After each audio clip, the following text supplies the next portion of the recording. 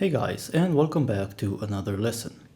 Today we're going to do something that is both simple and hopefully instructional. We're going to take a simple chord progression, which is going to be C major, E minor, F major, and G major. And I'm going to show you how to swap out different chords for the last one or two chords. So instead of playing a G at the end, you might play something like a B flat.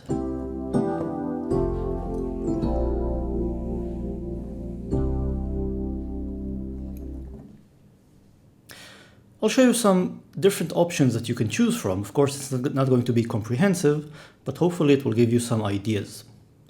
Let me start with a demonstration of a few of the combinations, and then we'll go back and break each of them down.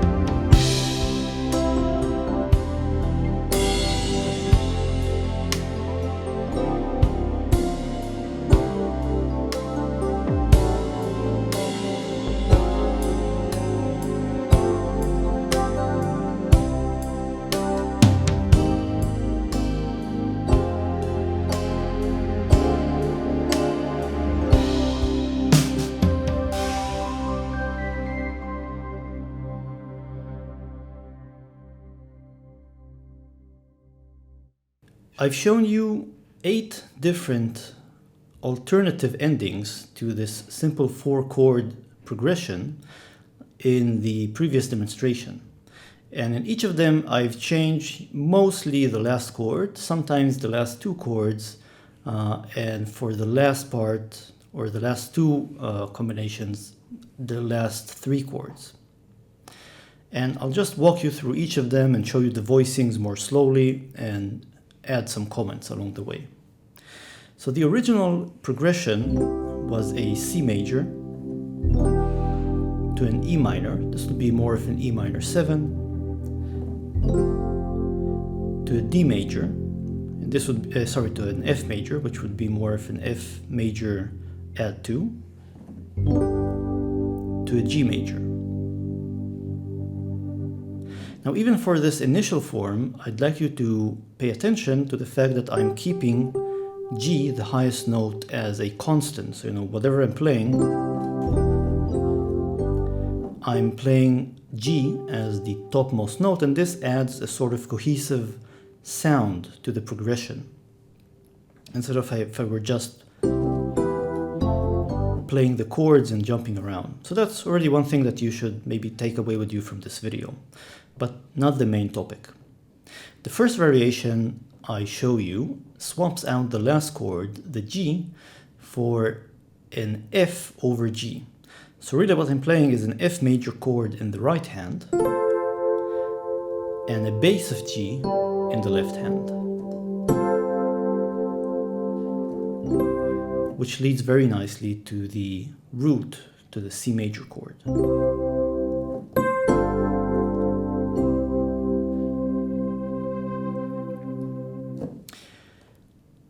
In the particular voicing that I use,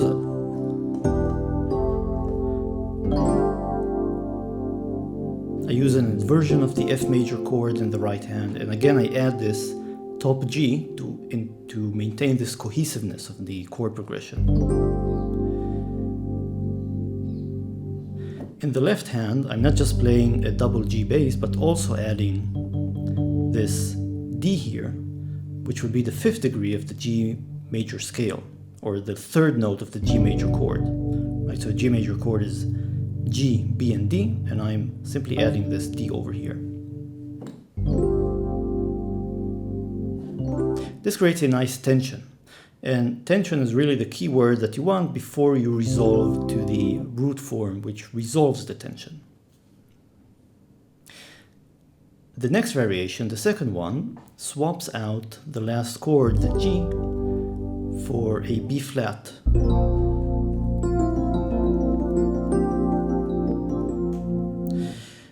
More accurately, I'm not playing a B flat here exactly, but this is more of a B sus2.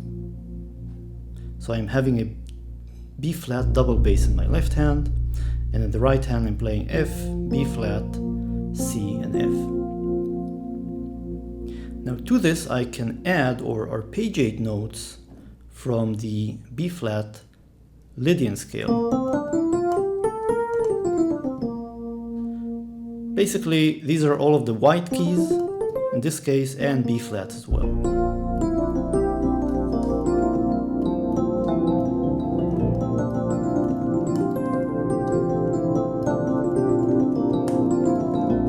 So you see, I can just, as I'm holding this B flat sus2, I can just go over some notes from the B flat Lydian scale. And this, you can use this to add motion.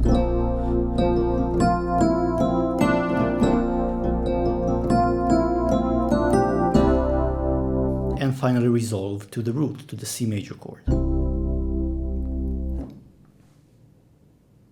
The third variation swaps out the G major at the end for an F minor.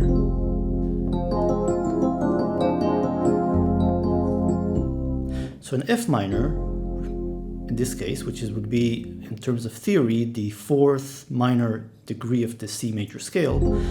So the F minor resolves nicely to the C major as well. And it has a more melancholic character to it.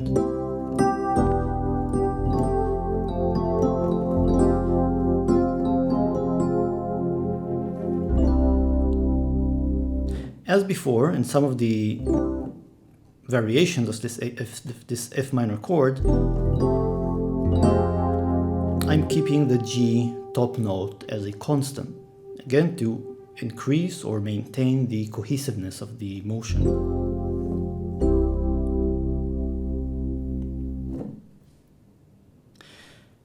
For the fourth variation, I'm already changing two of the final chords. So I'm playing a C major, an E minor, or E minor 7, and then for the last two chords, I'm swapping an F minor for the F major,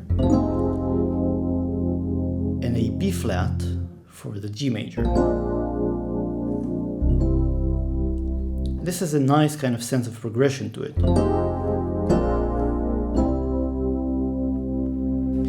Now, to be a bit more precise, what I'm playing here is not just a regular F minor, but this would be an F minor 9. So this E flat note here is the 7th, or the flattened 7th degree, and this G is the 2nd degree and the F major scale. This would make this an F minor 9 chord. And likewise, this is not just a regular B flat chord or B flat major, rather it is a B flat dominant 9th chord.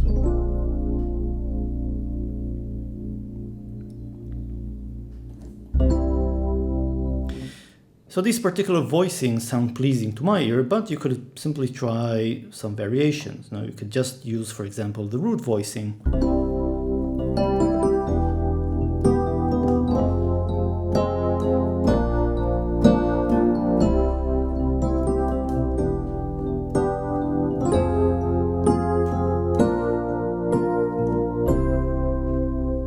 So I've just used simple triads in this particular variation, and to my ear it sounds a little bit less rich, which is why I prefer the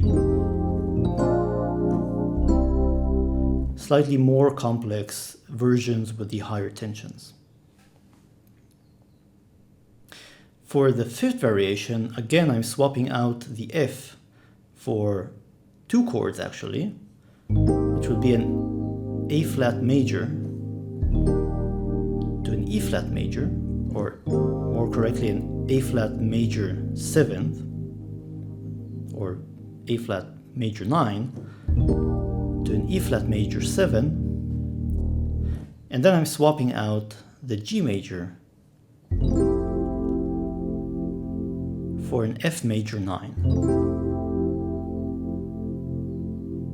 So I'm playing an A flat major 9, E flat major 7,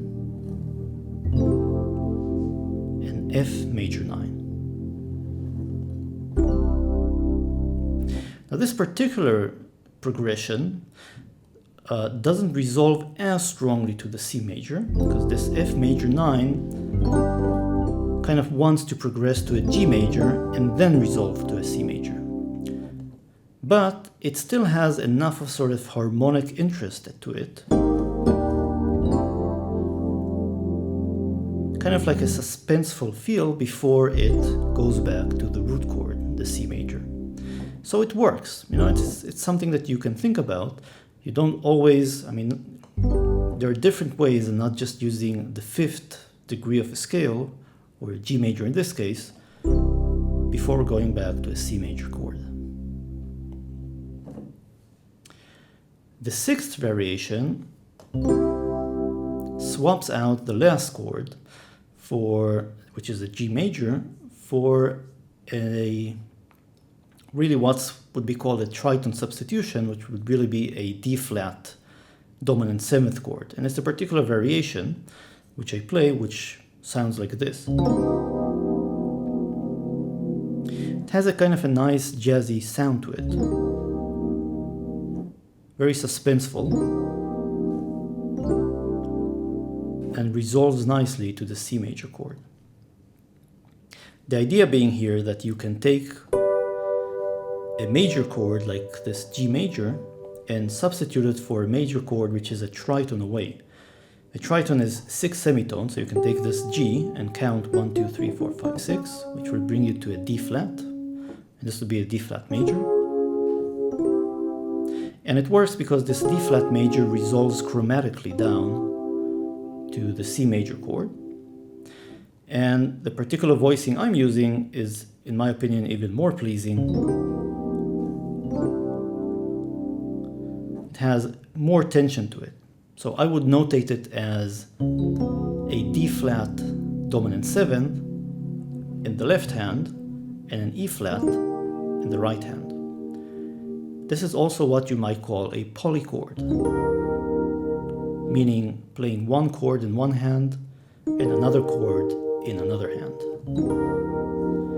So the progression sounds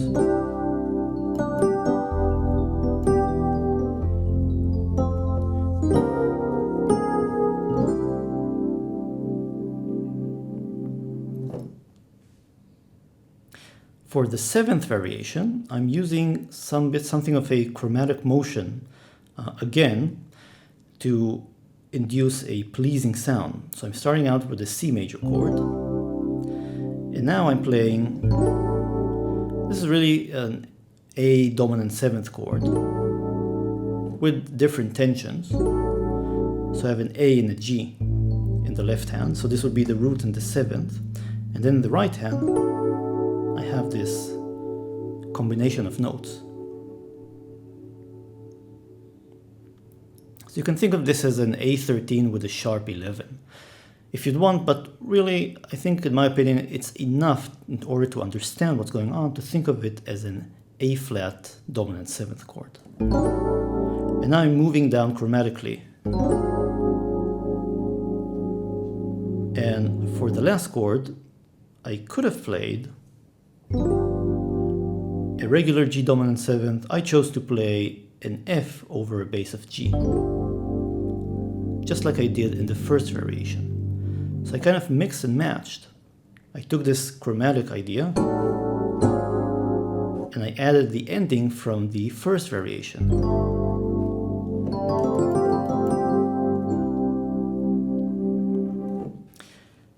Finally, for the last variation, I've pretty much switch out all of the chords, and I thought it was kind of a nice departure from the original progression that again would give you an idea of how far you can go when you swap out chords and do these different substitutions, so to speak. So it starts out with a C major, and then it goes to an A flat major 9, then to an F minor, keeping this top G note here, and then to a D minor 7 flat 5, keeping this top G note. And this has almost kind of like an orchestral feel to it, in my opinion. You have this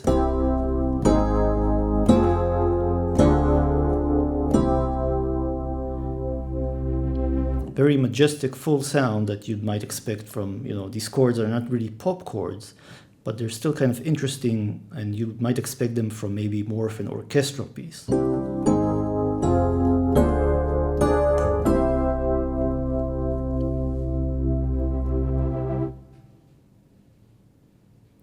So I've gone over all 8 different variations, and I hope each of the variations has taught you something, and that you'll at least find a couple of them that are interesting enough to incorporate into your own playing. That's it. I hope you've learned something interesting, and I'll see you next time.